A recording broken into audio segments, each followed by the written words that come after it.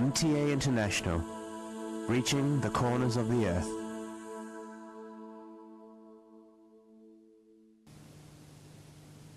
اب حضرت مرزا طاہر احمد صاحب خلیفۃ المسیح الرابع امام جماعت احمدیہ ایدہ اللہ تعالی بنصر العزیز کا خطبہ جمعہ ہوگا۔ حبیبنا صلی علی محمد صلی علی حبیبنا صلی علی محمد صلی علی رسولنا صلی علی محمد صلی علی رسولنا صلی علی محمد صلی علی محمد صلی علی محمد صلی علی محمد صلی علی محمد صلی علی محمد صلی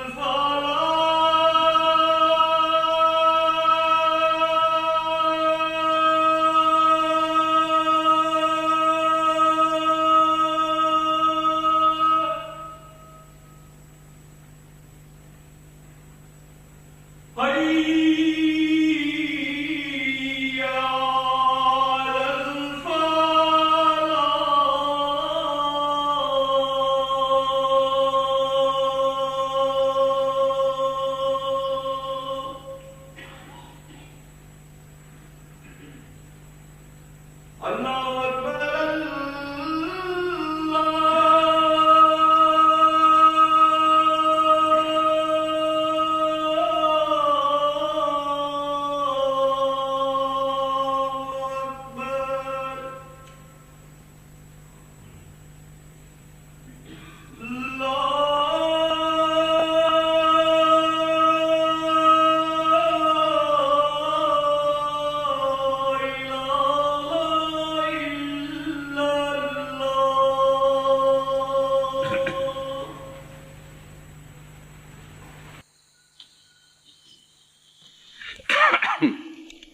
أشهد أن لا إله إلا الله وحده لا شريك له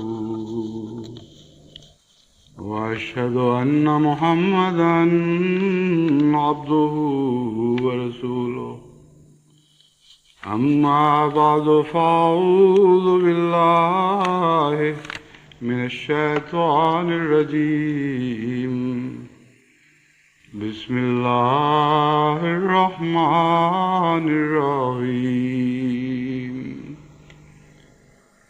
الحمد لله رب العالمين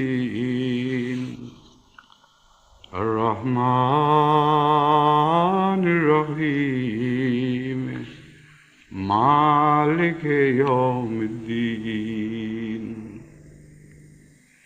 إياك نعبد وإياك نستعين اهدنا الصراط المستقيم صراط الذين أنعمت عليهم غير المغضوب عليهم ولا الضالين.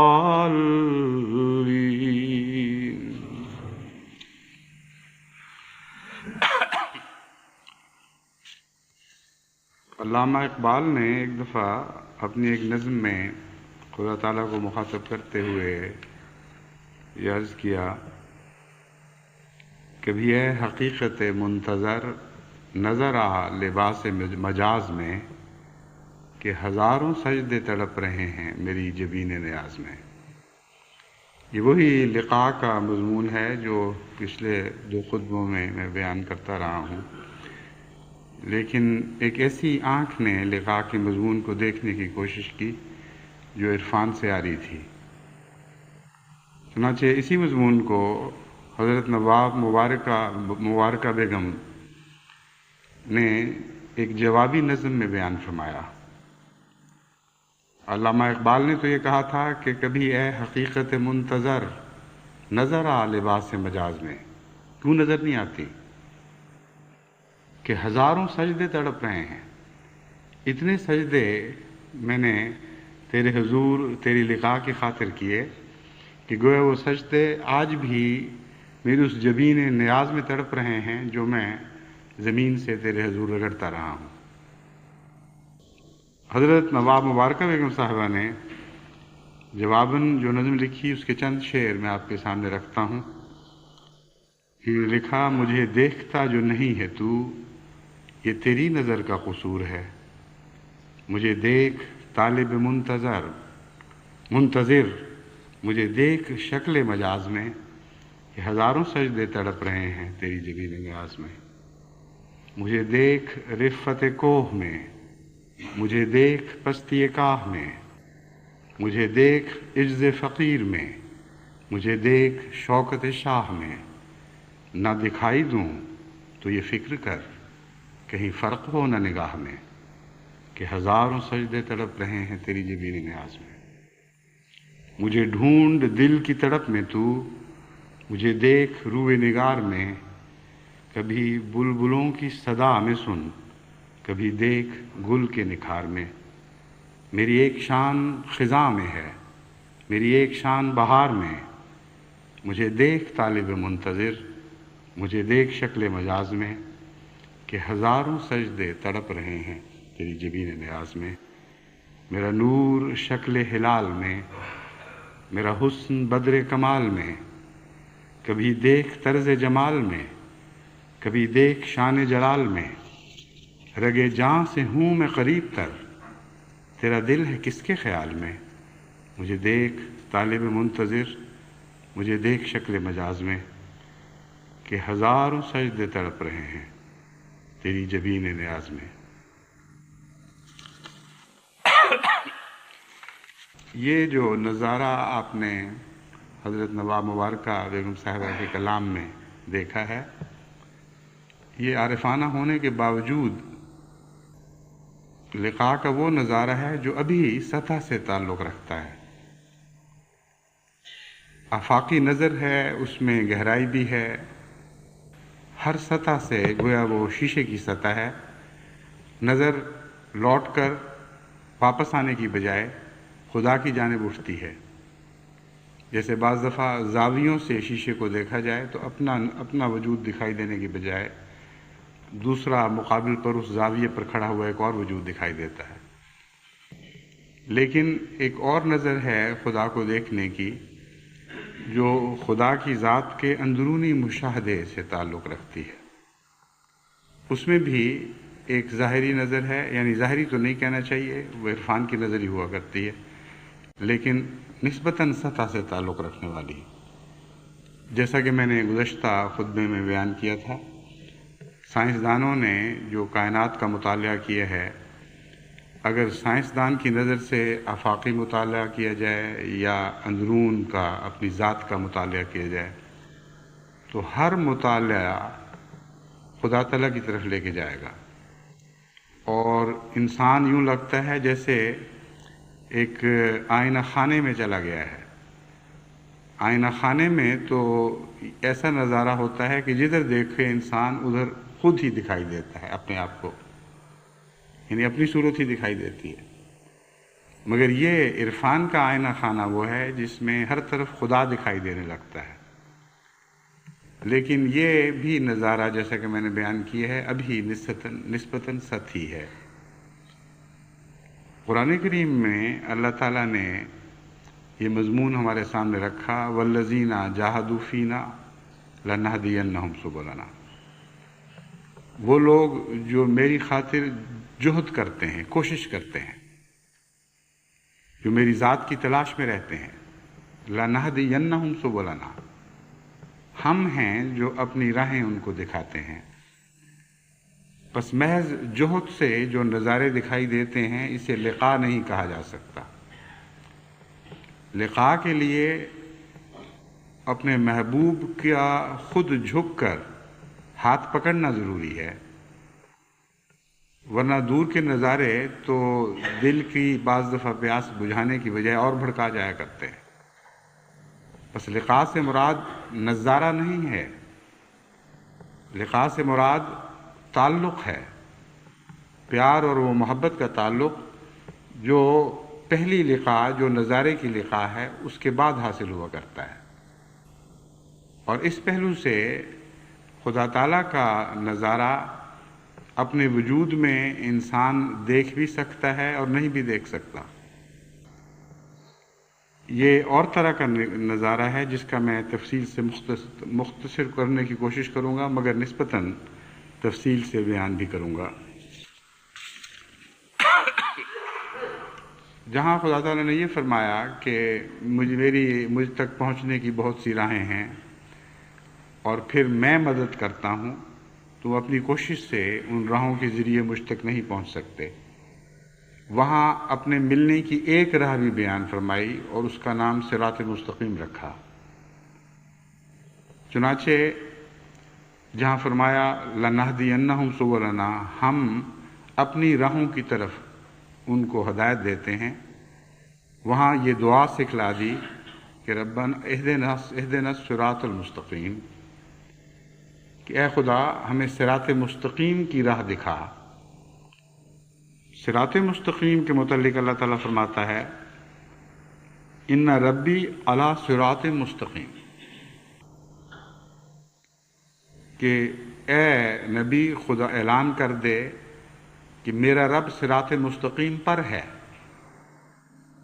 بس اس مضمون کو سمجھنے کے بعد اہدنا کی دعا کا مفہوم زیادہ وضاحت کے ساتھ سمجھنے کی انسان میں اہلیت پیدا ہو جاتی ہے۔ بہت سے مفسرین نے اس بات پر بحث چھیڑی ہے کہ اہدنا الصراط المستقیم میں جو یہ فرمایا گیا کہ ہمیں صراط مستقیم کی ہدایت دے، جب صراط مستقیم حاصل ہو گئی پھر یہ دعا مانگتے رہنے کا کیا مطلب ہے؟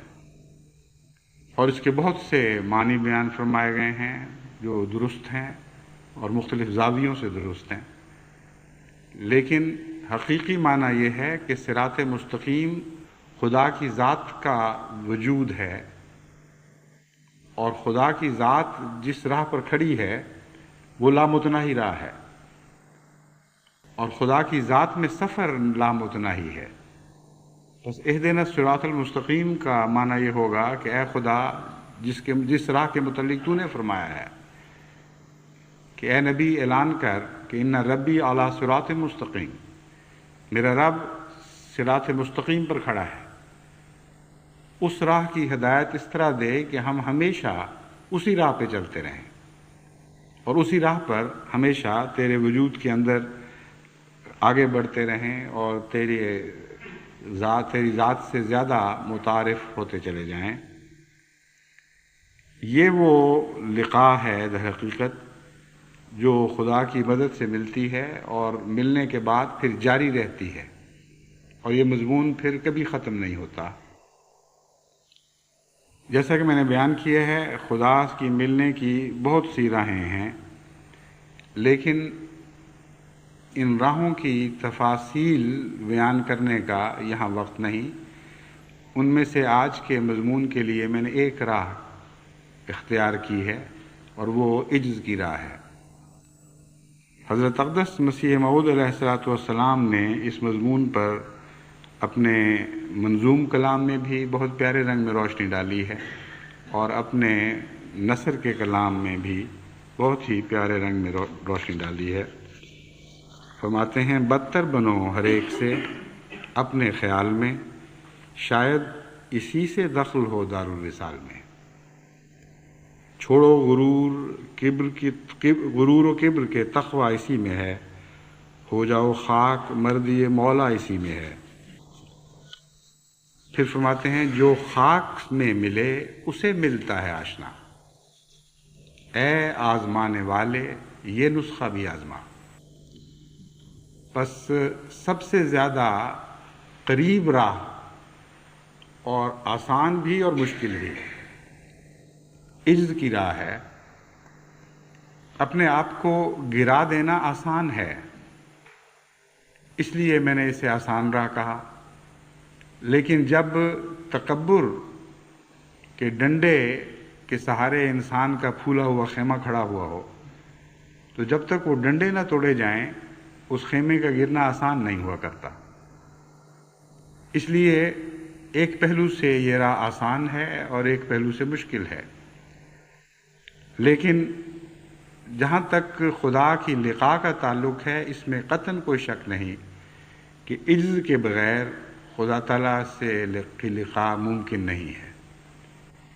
اور عجز انسان کو مختلف پہلوؤں سے نصیب ہوتا ہے، اور اس مضمون پر بھی آپ اگر غور کریں تو آپ حیران ہوں گے کہ بڑے بڑے عاجز بندے بھی جو حقیقتاً عجز کی کئی منازل طے کر چکے ہوتے ہیں، بہت سے پہلوؤں سے عجز سے عاری ہوا کرتے ہیں۔ اس لیے اس مضمون کو بڑا گہرائی سے سمجھنا چاہیے۔ عجز کیا ہے اور کیسے نصیب ہوتا ہے، اور اس کے برعکس تکبر کیا ہے اور تکبر سے بچنے کے کیا طریق ہیں۔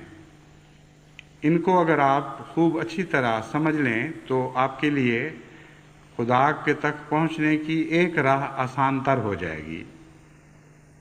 اور جیسا کہ میں نے بیان کیا ہے، آسان ہونے کے باوجود پھر بھی جب تک خدا تعالیٰ کی طرف سے اذن نہیں ہوگا اس وقت تک آپ اس راہ میں آگے نہیں بڑھ سکیں گے، اور یہ بھی عجز سے ہی حاصل ہوتا ہے۔ وہ دعا مقبول ہوتی ہے جو عجز کے آخری مقام پر ہو، اور اس دعا کا مقبول ہونا ایک ایسی حقیقت بن جاتا ہے جو سورج سے زیادہ بڑھ کر روشن ہوتی ہے۔ پس سجدے کی دعاؤں کے متعلق جو آپ سنتے ہیں کہ سجدے میں دعائیں جہاں مانگی جائیں تو زیادہ مقبول ہوتی ہیں، اس سے مراد صرف یہ نہیں کہ سجدے کی حالت میں جو جسم کی حالت ہوتی ہے جو دعا مانگی جائے وہ مقبول ہوتی ہے۔ بعض دفعہ کھڑے کھڑے روحیں سجدہ ریز ہو جایا کرتی ہیں، بعض دفعہ کھڑے کھڑے انسانی فکر ایسی عاجزی اختیار کرتا ہے کہ اس کا کچھ بھی باقی نہیں رہتا، وہ خدا کے حضور کلیتاً مٹ جاتا ہے۔ وہ سجدہ ہے جس سجدے کی دعائیں مقبول ہوا کرتی ہیں، کیونکہ وہ سجدہ حقیقی عجز سے تعلق رکھتا ہے۔ انسان میں جو عجز ہے وہ اس کے اندرونی رجحان سے تعلق رکھتا ہے، اور محض اپنے آپ کو واقعتاً کمزور سمجھنا کسی بڑی طاقت کے مقابل پر یہ عجز نہیں ہے۔ پہاڑ کے دامن میں کوئی بڑے سے بڑا انسان بھی چلا جائے، کیسا ہی متکبر کیوں نہ ہو، اگر ایک عظیم پہاڑ کے دامن میں کھڑا ہوگا تو اس کو ایک عجز کا احساس ہوگا۔ وہ یہ سمجھے گا کہ یہ جو بلندیاں اور یہ حجم اور یہ وزن اور یہ طاقت ایسی غالب ہیں کہ اس کے مقابل پر اس کی کوئی حیثیت نہیں۔ لیکن یہ حقیقی عجز نہیں، کیونکہ ہو سکتا ہے ایک انسان وہاں عجز کا احساس کرتے ہوئے جب پہاڑ کی چوٹی پر چڑھتا ہے، پہاڑ کی چوٹی پر بیٹھ کر وہ سارے عالم کا نظارہ کرتا ہے تو اس کا دل تکبر سے بھر جاتا ہے، وہ سمجھتا ہے دیکھو میں کتنا بلند ہوں، ہر دوسری چیز میرے سامنے حقیر اور ادنا اور چھوٹی دکھائی دیتی ہے۔ لیکن ایک اور شخص جس کا اس کے دل میں عجز ہے، جس کا رجحان عاجزانہ ہے، وہ پہاڑ کے نیچے بھی عاجز رہے گا اور پہاڑ کے اوپر بھی عاجز رہے گا۔ دنیا کی کوئی کیفیت بھی اس کے عاجزانہ رجحان کو تبدیل نہیں کر سکتی۔ یہ وہ عجز ہے جو عارف باللہ کا عجز ہے، جس کے بعد پھر لقاء نصیب ہوا کرتی ہے۔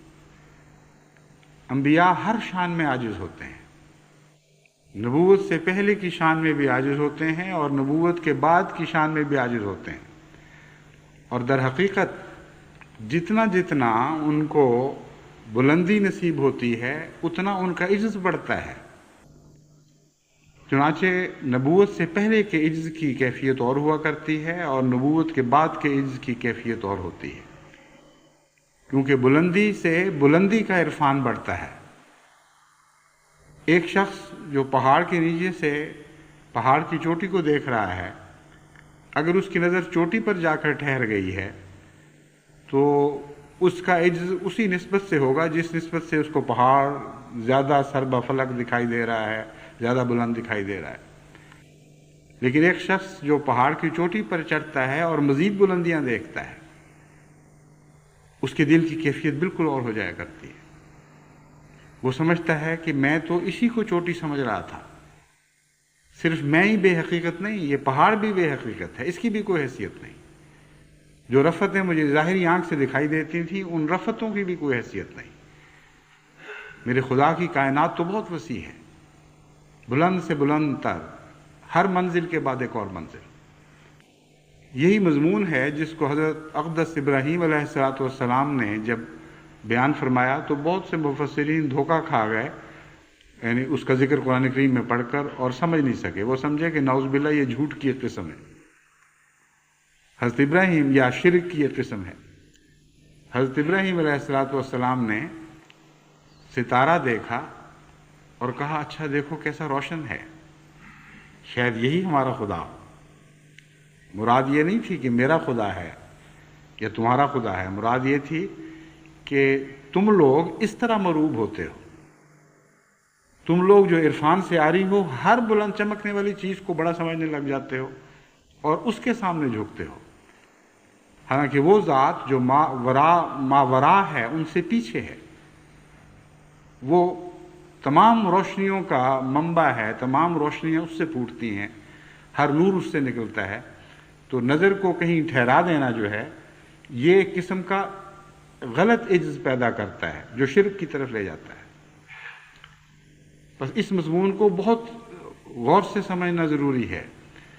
دنیا میں انسان جب بڑے بڑے بادشاہوں کو، جابر حاکموں کو دیکھتا ہے ان کے سامنے بھی تو ایک عجز محسوس کرتا ہے، لیکن اگر اسے حقیقی عاجزی نصیب نہیں یا عجز کا عرفان حاصل نہیں تو اس کی نظر وہیں جھک جاتی ہے، اور عجز سے بجائے اس کے کہ توحید پیدا ہو، شرک پیدا ہو جاتا ہے۔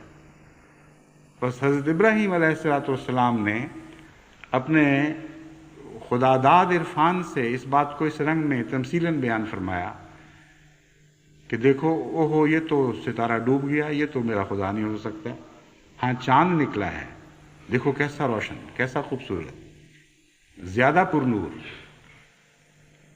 اور زیادہ وجیح اور دل کو لبھانے والا۔ لیکن کچھ عرصے کے بعد وہ چاند بھی ڈوب جاتا ہے تو آپ کہتے ہیں اوہو ہماری نظر تو یہیں ٹھہری ہوئی لگ رہی تھی، یوں لگتا تھا کہ یہی آخری منزل ہے، لیکن اس کے بعد بھی ایک منزل ہے، چون دیکھو سورج نکل آیا، اور کتنا عظیم الشان سورج ہے، کس طرح اس نے کل عالم کو روشنی سے بھر دیا ہے، شاید یہی ہمارا خدا ہو۔ لیکن جب وہ سورج ڈوبا تو آپ نے فرمایا کہ نہیں، نہ ستارہ خدا تھا، نہ چاند خدا تھا، نہ سورج خدا ہے، حقیقت یہ ہے کہ وہ ما وراء الورا ہستی ہے، وہ ہمارا خدا ہے جس نے ان سب چیزوں کو نور بخشا ہے۔ بس عجز تو ضروری ہے، لیکن عجز کی ابھی ایک اپنا عرفان ہوا کرتا ہے، اور صاحب عرفان کا عجز اور ہے اور بے عرفان انسان کا عجز اور ہے۔ بے عرفان کا عجز اسے بالکل ناکارہ اور بے ہمت کر دیا کرتا ہے، ہر طاقت کے سامنے وہ سجدہ ریز ہو جاتا ہے، ہر بڑے کو دیکھتا ہے اور اس کے سامنے اپنے آپ کو بے حیثیت سمجھ کر اس کو سجدے کرنے لگتا ہے۔ لیکن ایک صاحب عرفان کا عجز بلندیوں کے ساتھ اور جھکتا چلا جاتا ہے، نہ وہ تکبر کی طرف مائل ہوتا ہے، نہ وہ شرک کی طرف مائل ہوتا ہے۔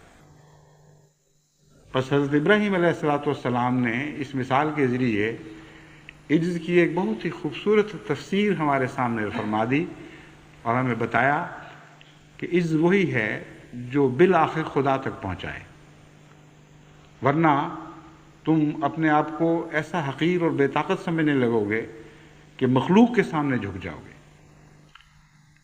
بس نبوت میں بھی عجز کا عرفان بڑھتا چلا جاتا ہے، کیونکہ ایک بلندی کے بعد جب نبی کو دوسری بلندی نصیب ہوتی ہے تو اس بلندی سے خدا کی بلندی کا ایک اور آسمان اس کے سامنے روشن ہو جاتا ہے، ایک نئی بلندی اس کو دکھائی دینے لگتی ہے، اور اس کے سامنے وہ پھر اپنے آپ کو دوبارہ عاجز محسوس کرتا ہے۔ وہ سمجھتا ہے کہ میں نے اپنے آپ کو عاجز سمجھا تو تھا، لیکن جیسا کہ حق تھا ویسا عاجز نہیں سمجھا تھا۔ خدا تعالیٰ تو لامحدود ہے اور اس کی ذات کی عظمت کا تصور بھی ممکن نہیں ہے۔ ایک موقع پر حضرت اقدس محمد مصطفیٰ صلی اللہ علیہ وآلہ وسلم نے فرمایا کہ اللہ تعالیٰ کی ذات ایسی مستغنی، ایسی غنی ہے اور ایسی لامتناہی دولتوں کا وہ مالک ہے کہ اگر تم اس سے اس کی ساری کائنات مانگو، جو مانگ سکتے ہو مانگ لو، اور وہ سب کچھ تمہیں دے دے، تو اس کی دولت میں اتنی کمی بھی نہیں آئے گی جتنی ایک سمندر میں سوئی کا نوکا ڈبو اور اس کے ساتھ تھوڑا سا پانی لگا رہ جائے جب اس کو باہر نکالو۔ اس پانی سے جو سوئی کے ناکے کے ساتھ نوک کے ساتھ لگا رہ جاتا ہے اور وہاں قطرہ نہیں ٹھہر سکتا۔ مثال بہت خوبصورت دی ہے، انگلی ڈبو یا اور کوئی چیز ڈبو، اس کے ساتھ زیادہ پانی لگتا ہے، لیکن جو باریک نوک ہو اس کے ساتھ پانی کا قطرہ نہیں رہ سکتا، اس لیے بہت ہی معمولی پانی ہوگا۔ فرمایا اس میں بھی جو کمی آتی ہے، اس سے جو کمی آتی ہے خدا تعالیٰ کے کائنات میں اتنی بھی کمی بھی نہیں آتی اگر وہ تمہیں سب کچھ بھی دے دے۔ وہ لامتناہی ہے۔ یہ بات صاحب عرفان کے بغیر کسی کو نصیب نہیں ہو سکتی، اور جس کو یہ عرفان ہو اس کو اپنی دولت پہ گھمنڈ کیسے ہو سکتا ہے؟ ایک ملک کا بادشاہ بھی ہو جائے تو وہ ایک زمین کے ایک ملک کا بادشاہ ہے، اور اس کے باوجود اس کا اقتدار کامل نہیں ہے، اس کو تو اپنے نفس، اپنے وجود پر بھی اقتدار حاصل نہیں۔ جب بیمار پڑتا ہے تو کس طرح بے حیثیت اور بے حقیقت ہو کے رہ جاتا ہے، اس کو اپنے جذبات پر بھی کامل اختیار نہیں ہوتا، نہ اپنے غصے پر، نہ اپنی خوشی پہ، نہ اپنی نیند پر، نہ اپنے جاگنے پر۔ بس وہ ایک بڑے ملک کا بادشاہ بن کر کیسے متکبر ہو سکتا ہے اگر اس کی نظر خدا کی لامتناہی ملکیت پر ہو؟ بس عرفان نے الہی عجز کی راہ سے جو نصیب ہوتا ہے ویسا اور کوئی عرفان نہیں ہے، اور اس کے نتیجے میں پھر خدا کی ذات دن بدن زیادہ ظاہر ہونے لگتی ہے۔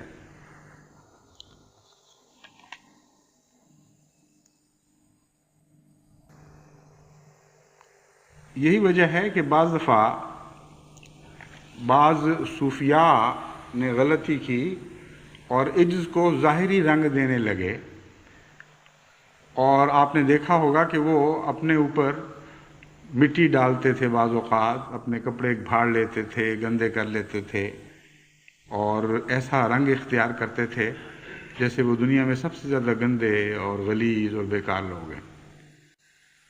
یہ ایک اظہار تھا کہ ہم کچھ بھی نہیں، لیکن امر واقعہ یہ ہے کہ اللہ تعالیٰ تو جمال کو پسند کرتا ہے۔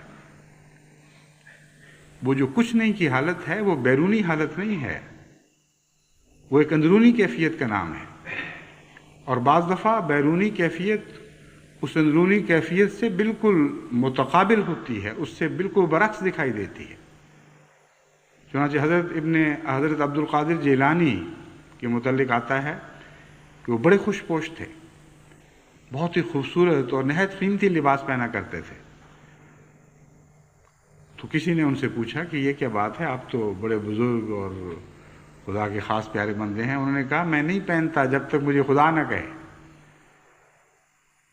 ان کے دل کی پسند تھی جو خدا کی خاطر چھوڑ دینے پر تیار بیٹھے تھے، لیکن اللہ نے اس پر نظر فرمائی اور کہا نہیں پہنو۔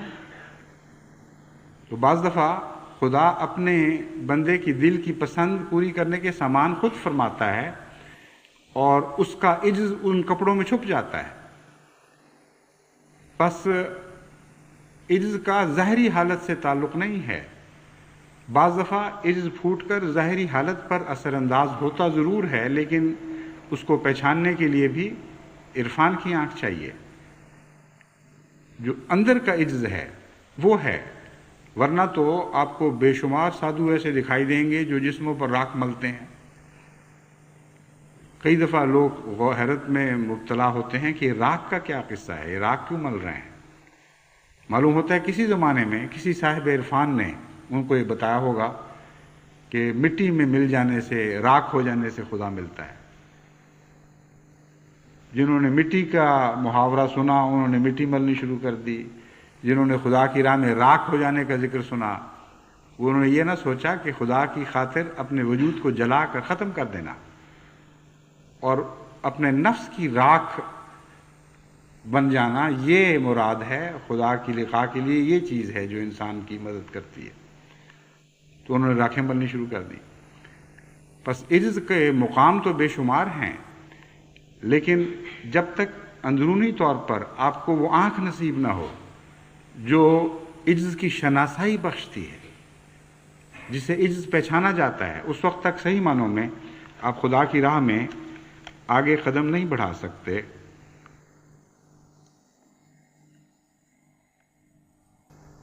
ایک اور پہلو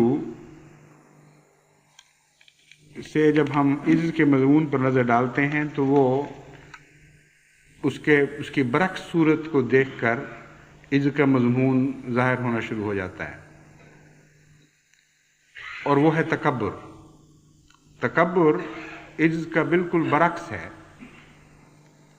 اور تکبر ایک ایسی چیز ہے جو انسان اور خدا کے درمیان ایک مکمل فصیل، ایک مکمل جدائی پیدا کرنے والا مضمون ہے، کیونکہ تکبر ایک ایسی چیز ہے جو خدا کے سوا کسی کو زیب ہی نہیں دیتا۔ یہ وہ صفت ہے جس میں خدا کا کوئی نبی شریک نہیں ہے، صرف خدا ہے جس کے متعلق جس کے صفات میں لفظ متکبر آتا ہے، اور بڑی شوقت والی صفت ہے، بڑا ہی رعب پیدا ہوتا ہے انسان پر جب انسان خدا کی صفت متکبر پر غور کرتا ہے۔ اس کے سوا کسی بندے میں نہ تکبر کرنے کی استطاعت ہے، نہ تکبر کرنے کی طاقت ہے، نہ اسے زیب دیتا ہے، نہ اسے اجازت ہے۔ اس لیے خدا کے انبیاء بھی جبکہ خدا کی دوسری صفات میں شریک ہو جایا کرتے ہیں، شریک ان معنوں میں کہ اس سے حصہ پاتے ہیں، ویسے تو نعوذ باللہ شرک کا دوسرا مضمون ان پر صادق نہیں آتا، لیکن کسی نہ کسی رنگ میں خدا تعالیٰ کی صفت میں رنگین ہو جانے کا انسان میں ملکہ حاصل ہے اور اسے طاقت ودیت کی گئی ہے، لیکن تکبر کے لحاظ سے نہیں۔ پس تکبر اگر کسی جگہ ہے تو وہ خدا کے اور بندے کے درمیان ایک ایسا فاصلہ پیدا کر دیتا ہے کہ اس کے نتیجے میں متکبر خدا سے مل ہی نہیں سکتا۔ چنانچہ حضرت عیسیٰ علیہ السلام نے اس مضمون کو اپنے رنگ میں یوں بیان فرمایا کہ دولت مندوں کا خدا کی بادشاہی میں داخل ہونا کیسا مشکل ہے، کیونکہ اونٹ کا سوئی کے ناکے میں نکل جانا اس سے آسان ہے کہ دولت مند خدا کی بادشاہی میں داخل ہو۔ اس زمانے میں غالباً دولت مند ہی زیادہ متکبر ہوا کرتے تھے، اس لیے وہ دولت مند کہہ کر دراصل متکبر کا مضمون باندھا گیا ہے لیکن قرآن کریم نے اس مضمون کو نہایت زیادہ کمال کے ساتھ اور بہت ہی حسین انداز میں بیان فرمایا ہے، اور اس مضمون کو جو ابتدائی دکھائی دیتا ہے حضرت مسیح کے قول کی صورت میں، اسے مکمل کر دیا ہے۔ یعنی قرآن کریم کے بیان میں یہ مضمون اپنے ختم کو پہنچ گیا ہے، اس سے بڑھ کر یہ مضمون بیان نہیں ہو سکتا۔ فرمایا ان الذین کذبوا بآیاتنا واستکبروا عنہا لا تفتح لهم ابواب السماء ولا يدخلون الجنۃ حتی یلج الجمل فی سم الخیاط فی سم الخیاط، خیاط ہے لفظ، وہ میں جب پڑھتا ہوں تو بعض دفعہ لوگوں کو شبہ پڑتا ہے کہ فتح کے ساتھ پڑھا ہے، لیکن وہ پڑھنے کی طرز میں ہے فرق، بعض دفعہ بعد میں بھی لوگ پوچھتے ہیں تو میں ان کو سمجھانے کے لیے بتا رہا ہوں۔ فی سم الخیاط وکذالک نجزی المجرمین، فرمایا یقیناً وہ لوگ جنہوں نے ہمارے نشانات کو جھٹلایا، واستکبروا عنہا، اور ان سے تکبر اختیار کیا، لا تفتح لهم ابواب السماء، ان کے لیے آسمان کے دروازے نہیں کھولے جائیں گے، ولا يدخلون الجنۃ، اور وہ جنت میں داخل نہیں ہوں گے، حتی یلج الجمل فی سم الخیاط، یہاں تک کہ اونٹ سوئی کے ناکے میں داخل ہو جائے۔ اب دیکھیں ان دونوں عبارتوں میں کتنا فرق ہے۔ اول تو محض دولت مند کا بیان نہیں فرمایا گیا، بلکہ ہر قسم کی تکذیب کرنے والے کو متکبر فرمایا گیا۔ امر واقعہ یہ ہے کہ خدا کے نشانات بے شمار ہیں، یہاں صرف انبیاء کی تکذیب مراد نہیں ہے، بلکہ ساری کائنات میں اللہ تعالیٰ کی آیات پھیلی پڑی ہیں، اور متکبر ہر آیت کی تکذیب کرتا چلا جاتا ہے، وہ دیکھتا ہے، استفادہ کرتا ہے، خدا کی آیات میں ڈوبا ہوا ہے دن رات، ان آیات کے سہارے زندہ ہے، ہر سانس ان آیات کا محتاج ہے، زندگی کا ہر لمحہ ان آیات کے سہارے چل رہا ہے، اور ایسا غافل ہے اور ایسا بے وقوف اور اندھا ہے کہ اس کے باوجود آیات کا انکار کرتا چلا جائے، ان سے تکبر کی راہ اختیار کرتا ہے، سمجھتا ہے کہ میری ادنا غلام ہے، میں جس طرح چاہوں ان سے سلوک کروں، اور کوئی مالک نہیں ہے جس کے سامنے میں اپنے اس استفادے کے لحاظ سے جواب دے ہوں۔ جو چیزیں ہیں وہ میرے فائدے کی خاطر اس طرح بنائی گئی ہیں جیسے میں مالک ہوں، اور یہ چیزیں میرے لیے بنائی جانی خدا پر فرض تھی۔ یہ رجحان ہے جو متکبر کے دل میں پیدا ہو جاتا ہے۔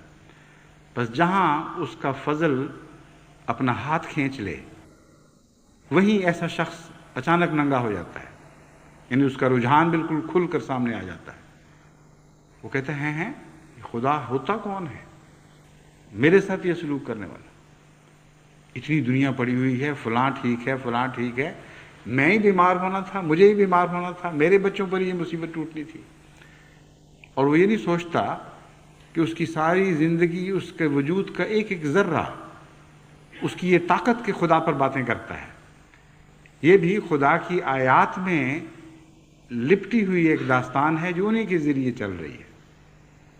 اس داستان کا اپنا کوئی وجود نہیں، آیات کے ذریعے ہی یہ داستان دکھائی دیتی ہے، گویا ہے۔ لیکن حقیقت میں آیات ہی ہیں صرف. بس آیات باری تعالیٰ سے روگردانی کرنا اور اس سے منہ موڑ لینا یہ ایک ایسا گناہ ہے جس کے متعلق قرآن کریم سے پتہ چلتا ہے کہ یہ بخشش کے لائق نہیں ہے، اور یہی حقیقت میں تکبر کو پیدا کرنے والا گناہ ہے، جس سے پھر تکبر پیدا ہوتا ہے اور بالآخر انسان بخشش سے محروم رہ جاتا ہے. قرآن کریم نے ایسے لوگوں کا حال بیان فرمایا کہ جب ہم ان پہ نعمتیں کرتے ہیں تو وہ کہتے ہیں اکرمن کہ دیکھو میرے رب نے میری عزت افزائی کی ہے، اور جب ہم ان سے نعمتیں چھپتے کہ اکرمن کہ میرے رب نے دیکھو میری عزت کی ہے، اور جب ہم نعمتیں چھینتے ہیں تو کہتے ہیں اہانن خدا نے میری توہین کر دی ہے. یعنی خدا کون ہوتا تھا مجھے ذلت دینے والا اور رسوا کرنے والا؟ اس نے یہ نعمتیں مجھ سے واپس لے کر یا مجھ پر ان کی راہیں بند کر کے میری توہین کی ہے. بس وہ لوگ جو کائنات کو غفلت کی نظر سے دیکھتے ہیں اور اپنے وجود کو بھی غفلت کی نظر سے دیکھتے ہیں، ان کو یہ آیات دکھائی نہیں دیتی اور ان کے اندر پھر تکبر پیدا ہونا شروع ہو جاتا ہے. فرمایا وَاسْتَكْبَرُوا، بس آغاز شروع کیا آیات سے غفلت کرنے کے ذکر سے. اس کے نتیجے میں جو بیماری تباً پیدا ہوتی ہے، پھر اس مضمون کو بیان فرمایا وَاسْتَكْبَرُوا عَنْهَا. پھر فرمایا لَا تُفَتَّحُ لَهُمْ أَبْوَابُ السَّمَاءِ، یہ نہیں کہا کہ جنت میں داخل نہیں ہوں گے، فرمایا ان پہ رفتوں کا کوئی دروازہ بھی کھولا نہیں جائے گا. کتنا عظیم الشان اور کتنا کامل مضمون ہے. یعنی وہ لوگ جو خدا کے سامنے بڑے بنتے ہیں اور اونچے ہوتے ہیں، ان پر رفتوں کا کوئی دروازہ نہیں کھولا جائے گا. وہی ہیں جو سب سے زیادہ ذلیل اور سب سے زیادہ گرے ہوئے لوگ ہیں. چنانچہ حضرت صلی اللہ علیہ وآلہ وسلم نے قرآن کے اس مضمون کے مطابق اس کا برعکس نقشہ یوں کھینچا کہ خدا کے وہ بندے جو تواضع کرتے ہیں ان کے متعلق اللہ تعالیٰ کی خبر یہ ہے رفعناہم الی السماء السابع، جو اس کے الفاظ حدیث کے عربی میں تو مجھے یاد نہیں اس وقت، یعنی یاد تھے لیکن اس ذہن سے اس وقت گزر گئے ہیں، کہ وہ بندے خدا کے جو خدا کے حضور تواضع کرتے ہیں، اللہ تعالیٰ انہیں 7ویں آسمان پر اٹھا کے لے جاتا ہے. الی السماء السابع، اور زنجیر سے لپیٹ کر گویا کہ ان کو آسمان کی بلندی پر نہیں بلکہ 7ویں آسمان کی بلندی تک پہنچایا جاتا ہے. بس قرآن کریم نے فرمایا وَاسْتَكْبَرُوا عَنْهَا لَا تُفَتَّحُ لَهُمْ أَبْوَابُ السَّمَاءِ، جو تکبر کرتا ہے اس پر رفتوں کے دروازے نہیں کھولے جاتے. اور حضرت صلی اللہ اذا تواضع العبد، یہ الفاظ ہیں اذا تواضع العبد رفعہ اللہ الی السماء السابع، کہ جب بھی کوئی بندہ خدا کا تواضع کرتا ہے یعنی جھکتا ہے گرتا ہے اس کے حضور عاجزی اختیار کرتا ہے، رفعہ اللہ الی السماء السابع، اس کو خدا 7ویں آسمان کی بلندی تک اٹھا لے جاتا ہے. تو ہر بلندی کے لیے ایک عجز کا مقام ہے. اس بات کو آپ یاد رکھیں اچھی طرح. یعنی یہاں بلندیوں سے مراد یہ ظاہری بلندیاں نہیں ہیں، ہر انسان کے لیے کچھ اس کی خلقت میں بلندی پانے کی استطاعت موجود ہے، اور ہر انسان کا آسمان الگ الگ آسمان ہے. تبھی خدا تعالیٰ نے مختلف نبیوں کو معراج کی رات حضرت صلی اللہ علیہ وآلہ وسلم کو مختلف آسمانوں پر دکھایا ہے. ان سے خدا نے کوئی ناانصافی نہیں فرمائی. ہر شخص کی بلندی کی ایک استطاعت ہے، اور اس بلندی تک وہ بلند ہو سکتا ہے. چنانچہ مسلم موعود کی پیشگوئی میں اس مضمون کو یوں بیان فرمایا گیا، وہ اپنے نفسی نقطۂ آسمان کی طرف یا آسمان تک اٹھایا جائے گا. یعنی خدا تعالیٰ نے اس کو جتنی صلاحیتیں بخشی ہیں اس کا وہ آخری نقطہ جو آسمان پر مقدر ہے وہاں تک وہ رسائی پا جائے گا. یعنی وہ اپنی قوتوں کو ضائع نہیں کرے گا اور اپنی صلاحیتوں سے بھرپور فائدہ اٹھائے گا، یہاں تک کہ اللہ تعالیٰ اس کو توفیق بخشے گا کہ جو رفتیں اس کے لیے مقدر تھیں وہ ان کو حاصل کر لے گا۔ پس اس آیت نے ہمیں سمجھایا کہ عجز کے ذریعے بلندیاں حاصل ہوتی ہیں، اور یہاں رفت سے مراد صفات باری تعالی ہیں، کیونکہ حقیقت میں ظاہری آسمان کی طرف اٹھایا جانا کوئی حقیقت نہیں رکھتا۔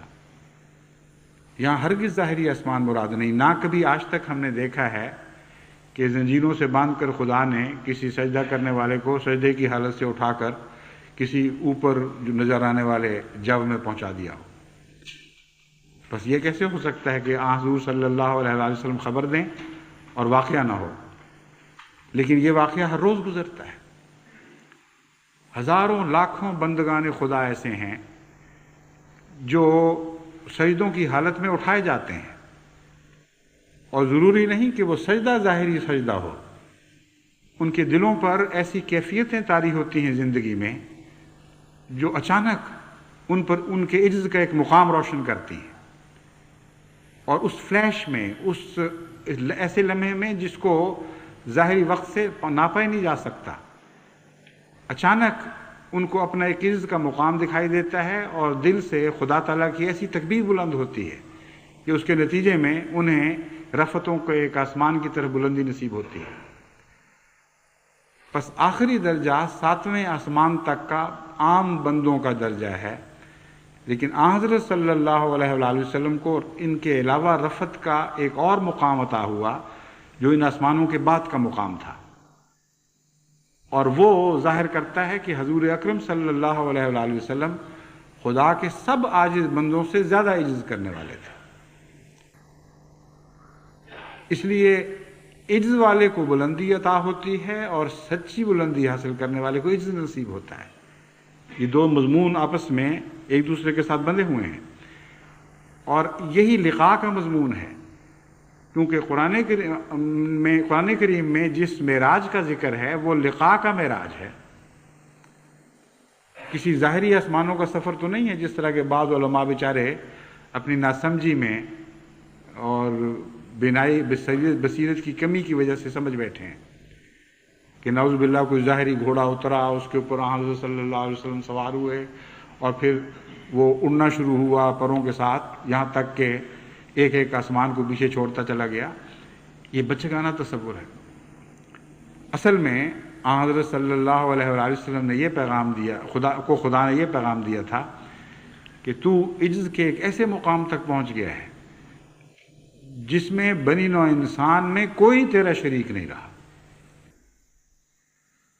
ان معنوں میں خدا کی توحید کا ایک پرتو حضرت صلی اللہ علیہ وآلہ وسلم پر پڑا جو کسی اور انسان پر، کسی نبی پر نہیں پڑا، کہ ایک رنگ میں آپ بھی واحد ہو گئے اور یکتا ہو گئے۔ کبھی کوئی انسان خدا کے حضور ایسا عاجز نہیں ہوا تھا جیسے حضرت صلی اللہ علیہ وآلہ وسلم خدا کے حضور تواضع اختیار فرما گئے، اور اس کے نتیجے میں تمام مخلوق تو اپنی بلندیوں کے باوجود 7ویں آسمان سے اوپر نہیں جا سکی، لیکن حضرت صلی اللہ علیہ وآلہ وسلم کا مقام اس سے بھی بلند تر ہوا، اور اس کا تعلق عجز سے ہے، کیونکہ حضور نے خود فرما دیا ہے کہ رفتیں یعنی آسمان کی طرف بلندیاں کیسے نصیب ہوا کرتی ہیں۔ پھر فرمایا اسی آیت میں لا يدخلون الجنۃ حتی یلج الجمل فی سم الخیاط، یہ نہیں کہا کہ اونٹ کا ناکے میں داخل ہونا اس سے زیادہ آسان ہے کہ دولت مند جنت میں داخل ہو۔ یہ مضمون جو ہے یہ ایک قسم کا محال مضمون ہے، ناممکن دکھانے والا مضمون ہے، مگر قرآن کریم نے جو بیان فرمایا ہے اس میں بندے کے لیے مایوسی کی دیوار کھڑی نہیں کی۔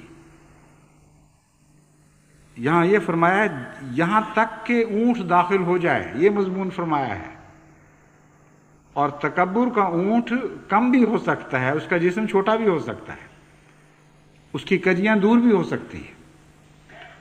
اونٹ کی مثال بڑی خوبصورت مثال ہے، حضرت مسیح کو بھی یہ مثال دی گئی، اور حضرت صلی اللہ علیہ وسلم کو بھی یہی مثال سکھائی گئی لیکن طرز میں کتنا فرق ہے. حضرت مسیح نے فرمایا کہ یہ زیادہ ناممکن ہے کہ دولت مند خدا کی راہ میں داخل ہو جائے، خدا کی جنت میں داخل ہو، بنسبت اس کے کہ اونٹ داخل ہو جائے وہ سوئی کے ناکے میں یا اس میں سے گزر جائے. قرآن کریم فرماتا ہے نہیں، جب تک اونٹ اس قابل نہیں ہو جاتا کہ سوئی کے ناکے سے نہ گزر جائے، اس وقت تک جنت کا راستہ بند ہے. اور اونٹ کی مثال اس لیے دی گئی ہے ہاتھی کی بجائے، ہاتھی ورنہ زیادہ بڑا جانور ہے، قرآن کریم میں ہاتھی کا ذکر بھی موجود ہے، کہ اونٹ میں ایک ٹیڑھا پن بھی ہے. اس لیے تکبر میں جو کجی پائی جاتی ہے اس کی مثال اونٹ سے بہتر نہیں دی جا سکتی تھی. صرف بڑا ہی نہیں ہوتا بلکہ اس کے اندر ایک ٹیڑھا پن بھی پایا جاتا ہے. بس قرآن کریم سے پتہ چلتا ہے کہ جب تک کوئی انسان اپنے آپ کو بڑا سمجھ رہا ہے اور ٹیڑھا بھی ہے ساتھ، اور یہ دونوں چیزیں اکٹھی چلتی ہیں تکبر میں، اس وقت تک اس کے لیے کوئی نجات نہیں ہے. لیکن یہ فرمایا کہ یہ ممکن ہے کہ تمہارے تکبر دور ہو جائیں، یہ ممکن ہے کہ تمہارے کجیاں جو ہیں درست ہو جائیں اور تم سیدھے ہو جاؤ. اس لیے مایوسی کا پیغام نہیں ہے بلکہ امید کا پیغام ہے. مشکل کام ہے، تمہیں بہت محنت کرنی پڑے گی. انکا قادح الی ربک، بہت مشقت کی راہ اختیار کرنی پڑے گی، لیکن اگر کرو گے تو فملاقی ہے. اے انسان، تجھے یہ پیغام ہے کہ تو ضرور خدا کو پالے گا. جنت تجھ پر حرام نہیں ہوئی ہے، مگر جنت کی راہ بتائی جا رہی ہے کہ وہ کیسی مشکل راہ ہے. اپنے نفس کے تکبر کو توڑو، اس کی کجیوں کو درست کرو، پھر تم ضرور اس راہ پر چل پڑو گے جو حضرت محمد مصطفیٰ صلی اللہ علیہ وآلہ وسلم کی راہ ہے، اور پھر تمہیں حقیقی بلندی نصیب ہوگی. قرآن کریم میں آسمان کے مضمون کے ساتھ ایک اونٹ کا مضمون بھی باندھا گیا ہے. چنانچہ جو دوسری رکعت میں ہم سورت تلاوت کرتے ہیں اس میں یہ مضمون اکٹھا آیا ہے. اس کے متعلق ایک دفعہ میں نے خطبے میں کچھ روشنی ڈالی تھی، لیکن قرآن کریم کی آیات تو لامتناہی ہیں. یہ جو اب میں مضمون بیان کر رہا ہوں اس کا بھی اس کے ساتھ ایک تعلق ہے. آسمان کی بلندی اونٹوں کو حاصل نہیں ہوا کرتی، تمہیں غور کرنا چاہیے. آسمان کی بلندی خدا کے عاجز بندوں کو حاصل ہوا کرتی ہے. بس رفتیں حاصل کرنی ہے تو اونٹوں پہ بیٹھ کر رفتیں نہیں ملیں گی تمہیں. تم یہ نہ سمجھنا کہ دنیا کے سواریوں کے مالک ہو جاؤ، بلند سواریوں پر دوڑنے لگو تو تم بہت ہی عظیم الشان وجود بن جاؤ گے. بلکہ حقیقی رفتیں عجز سے حاصل ہوتی ہیں. اونٹ کے متعلق دوسری جگہ جو فرما دیا کہ وہ داخل ہی نہیں ہو سکتا، تو اونٹ پہ بیٹھا ہوا کہاں سے داخل ہو جائے گا. یہ مضمون ہے جس میں غور کی طرف وہاں دعوت دی گئی ہے کہ اونٹ ہے تو بڑا اونچا جانور اور تیز دوڑ بھی لیتا ہے اچھا بھلا، اور لیکن ٹیڑھا ہے، اور تم اگر اونٹ کی راہ اختیار کرو گے تو تم متکبر بن جاؤ گے. بس فرمایا لا يدخلون الجنت حتى يلج الجمل في سم الخياط، اس وقت تک تم داخل نہیں ہو، ایسا شخص داخل نہیں ہو سکتا جب تک چھوٹا نہ ہو جائے اور اپنے نفس کے اونٹ کو وہ اور مختصر کرتا چلا جائے یہاں تک کہ وہ ہلاکت کے مقام تک پہنچ جائے. اگر ایسا نہیں کرو گے تو فرمایا کذالک نجزی المجرمین، پھر ہم اس طرح مجرموں کو سزا دیا کرتے ہیں کہ ان کی ترقی کی راہیں تنگ کر دیتے ہیں. یہ بھی بہت ہی خوبصورت مثال ہے. ایک انسان بعض دفعہ جاتے جاتے دیکھتا ہے کہ راستہ تنگ ہوتا چلا گیا، یہاں تک کہ وہ ایک ایسا سوراخ بن گیا کہ اس میں سے وہ داخل ہو ہی نہیں سکتا. بعض لوگ مجھے ایسی خوابیں لکھتے ہیں اور وہ لکھتے ہیں کہ بہت ہی دل پر اس سے دہشت طاری ہوتی ہے کہ ایک انسان آگے بڑھنا چاہتا ہے لیکن راستہ تنگ ہوتے ہوتے اتنا چھوٹا ہو جاتا ہے کہ بے اختیار ہو جاتا ہے. آدمی کوشش کرتا ہے آگے بڑھنے کی لیکن پھنس جاتا ہے. بس آگے بڑھنے کی راہ میں جو روکے ہیں وہ اپنے نفس کے تکبر کی روکے ہیں، ورنہ خدا کی راہیں کشادہ ہیں. جب ان راہوں سے بڑا بن کر انسان وہاں سے گزرنے کی کوشش کرتا ہے تو نہیں گزر سکتا. بس رویا میں ایسے لوگوں کو در حقیقت یہ پیغام ہوتا ہے کہ تمہارے اندر ابھی ترقی کی گنجائشیں تو موجود ہیں، لیکن تم نے اپنے نفس کو چھوٹا نہیں کیا. اپنے نفس کو خدا کے حضور اور چھوٹا کرو. جب چھوٹا کرو گے تو ان باریک راہوں سے بھی تم بڑی آسانی سے گزر جاؤ گے. سائنس کی آج کل ایسی فلمیں تیار کی جاتی ہیں جو اس قسم کے نظر کے دھوکے ہیں، لیکن ان دھوکوں کے نتیجے میں انسان دھوکہ نہیں کھاتا بلکہ ہدایت کی راہ پا جاتا ہے. چنانچہ چھوٹے چھوٹے باریک جراثیم جو جسم کے خلیوں میں داخل ہوتے ہیں، ان کے متعلق خواہ کسی طرح بھی وہ بیان کریں، حقیقت میں ایک طالب علم کو پورا مضمون سمجھ نہیں آ سکتا. تو سائنس کے ذریعے انہوں نے ایسے نظر کے دھوکے بنا لیے ہیں کہ ایک آدمی جو سمجھا رہا ہے کہ اندر کیا ہے، وہ اتنا چھوٹا دکھائی دیتا ہے کہ اس کے مقابل پر خلیہ لگتا ہے ایک بہت بڑا ہال ہے، اور پھر وہ خلیے میں اترتا ہے ان باریک نالیوں کے ذریعے جو بڑی مشکل سے دکھائی دیتی ہیں. اور وہ چھوٹا سا آدمی اس میں جا کر پھر وہ پھر رہا ہے چاروں طرف، وہ اندر چیزیں دیکھ رہا ہے، وہ بچوں کو دکھا رہا ہے کہ دیکھو میں اس فلاں جگہ پہنچ گیا ہوں، یہاں نیوکلیس کی یہ شکل ہے، یہ خلیے کے پردے اور نیوکلیس کے درمیان کا پانی ہے، یہاں اس قسم کی پیگمنٹس ہیں، یہ ہے وہ ہے.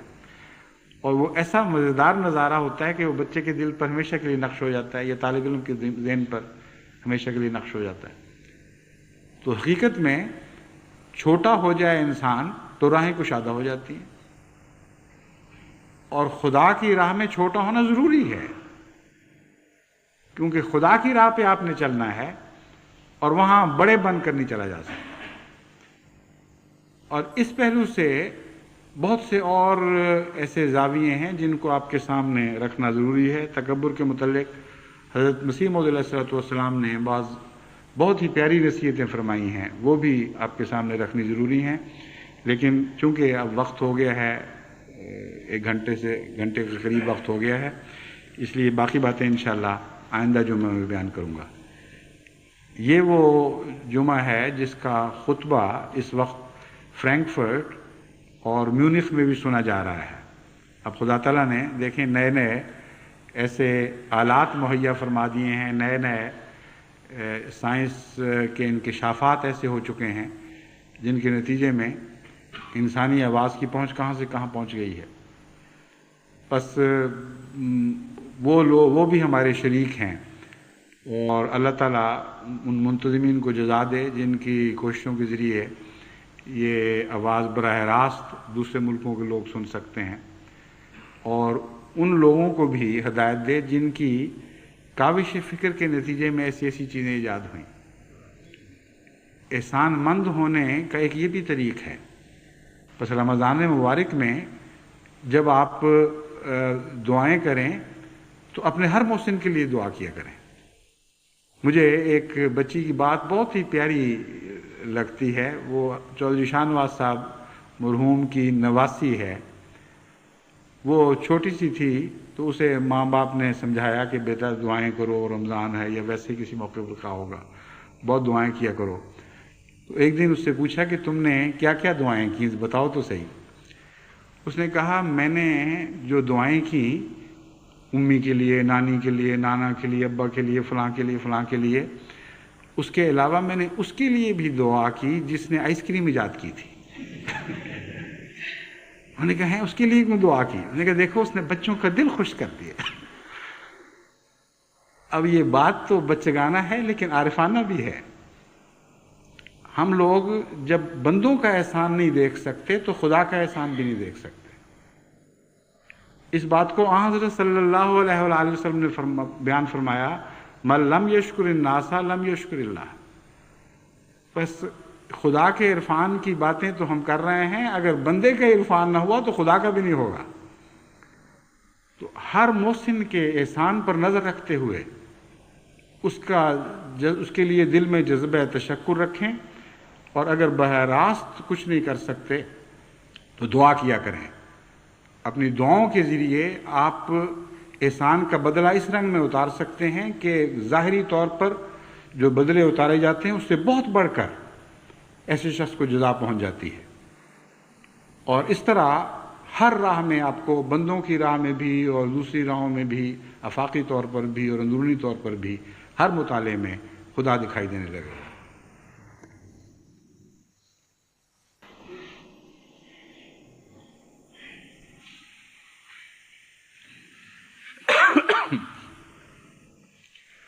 الحمد للہ نحمده ونستعینه ونستغفره ونؤمن به ونتوکل علیہ ونعوذ باللہ من شرور انفسنا ومن سیئات اعمالنا من يهده اللہ فلا مضل له ومن يضلله فلا هادی له ونشهد أن لا إله إلا الله وحده لا شريك له ونشهد أن محمدا عبده ورسوله.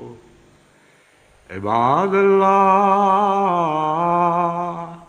رحمكم الله إن الله يأمر بالعدل والإحسان وإيتاء ذي القربى وينهى عن الفحشاء والمنكر والبغي يعظكم لعلكم تذكرون. اذكروا الله يذكركم وادعوه يستجب لكم ولذكر الله أكبر.